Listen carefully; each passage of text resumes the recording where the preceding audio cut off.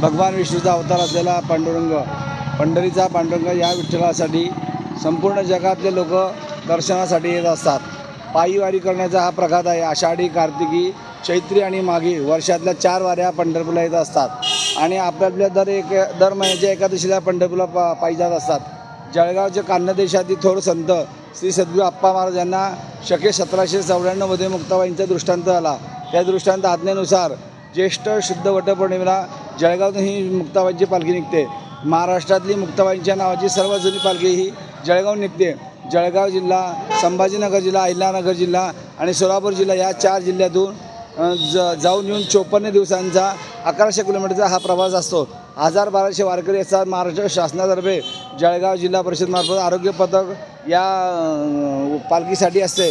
स्त्रिया पुरुष गरीब श्रीमंत लहान मोठे असे सर्व मोठे सगळ्या प्रकारचे लोक असं 5-5 पिढ्यांचे संबंध या पालखी सोहळ्याला जोडलेले आहे. हा आनंद सोहळा प्रतिवर्षी वाढत आहे, याचा सगळ्यांना आनंद होत आहे. पुंडलिक वरदा हरिविठ्ठल श्री ज्ञानदेव तुकाराम मुक्ताबाई की जय.